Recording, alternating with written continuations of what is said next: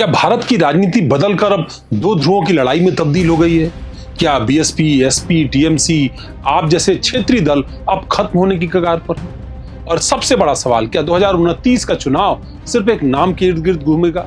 नरेंद्र मोदी। नमस्कार दोस्तों, मैं हूं अवनीश विद्यार्थी और आप देख रहे हैं ब्रेकिंग न्यूज। अगर पिछले कुछ सालों में राजनीति को ध्यान से देखें तो ये सवाल अब सिर्फ बहस नहीं रह गया, बल्कि एक गंभीर राजनीतिक वास्तविकता में तब्दील।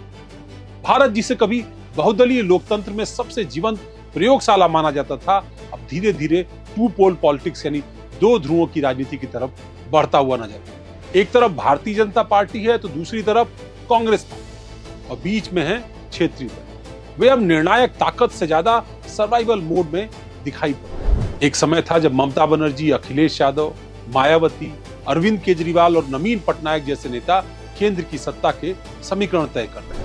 गठबंधन की राजनीति में ये किंग मेकर कहलाता। लालू मुलायम का दौर कौन भूला? लेकिन अब तस्वीर बदल रही है। आज इन पार्टियों की चुनौती सिर्फ चुनाव जीतना नहीं, बल्कि अपनी राजनीतिक प्रासंगिकता बनाए रखना। भाजपा ने राष्ट्रीय स्तर पर एक मजबूत नैरेटिव, संगठन और नेतृत्व के जरिए खुद को इतना स्थापित कर लिया है कि क्षेत्रीय मुद्दे अक्सर राष्ट्रीय विमर्श के सामने दब जाते हैं। अगर भारत की राजनीति का कोई असली बैरोमीटर है तो वो है उत्तर प्रदेश।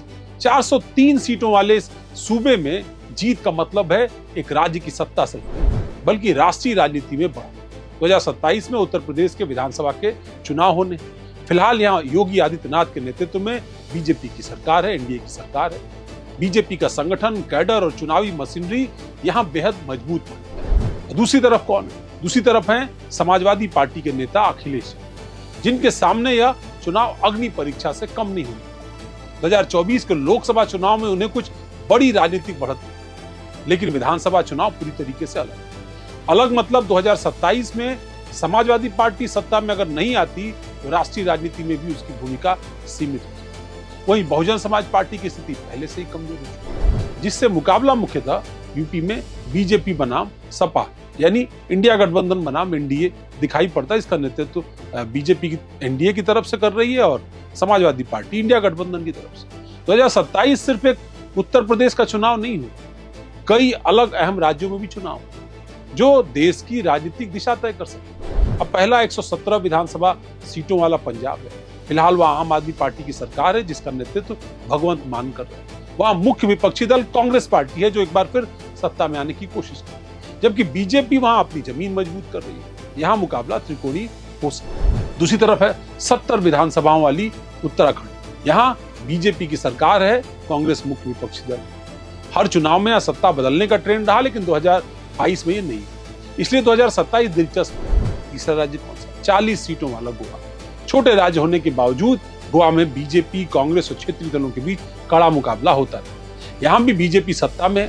चौथा राज्य है 180 सीटों वाला गुजरात। यह प्रधानमंत्री मोदी का गृह क्षेत्र है और बीजेपी का गढ़ माना जाता है। यहाँ 3 दशकों से ज्यादा से बीजेपी की सरकार है।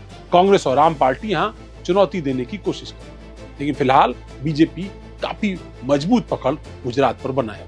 हालांकि इसका चुनाव 2027 के बिल्कुल आखिरी हिस्से में। 5वां राज्य है 68 सीटों वाला हिमाचल प्रदेश, जहां वर्तमान में कांग्रेस की सरकार है। बीजेपी यहाँ वापसी की कोशिश करेगी, इससे यह राज्य भी हाई वोल्टेज मुकाबले का केंद्र है।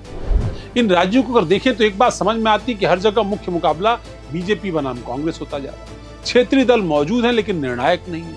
आज राजनीति का नैरेटिव काफी हद तक साफ हो चुका है, यानी सत्ता बनाम विपक्ष और कांग्रेस बनाम बीजेपी। एक तरफ बीजेपी है जिसका चेहरा नरेंद्र मोदी है, दूसरी तरफ कांग्रेस पार्टी है जिसका चेहरा राहुल गांधी। क्षेत्रीय दल अब अक्सर इन दोनों में से किसी एक के साथ खड़े नजर आते हैं। इंडिया गठबंधन इसका उदाहरण है, जहां कई क्षेत्रीय दल कांग्रेस के साथ मिलकर बीजेपी के खिलाफ खड़े हुए और 2024 के लोकसभा के चुनाव में एक अच्छा परिणाम भी लेकर गए। लेकिन सवाल यह है कि क्या ये दल भविष्य के लिए स्वतंत्र ताकत बने रह पाएंगे, या फिर वे अस्थायी रूप से बड़े राष्ट्रीय दलों के सहयोगी बन जाएंगे, जैसा एनडीए में भी हुआ। कांग्रेस की स्थिति उत्तर भारत में लगातार कमजोर है। राजस्थान, मध्य प्रदेश, छत्तीसगढ़ जैसे राज्यों में सत्ता गंवाने के बाद उसकी पकड़ कमजोर और ढीली है।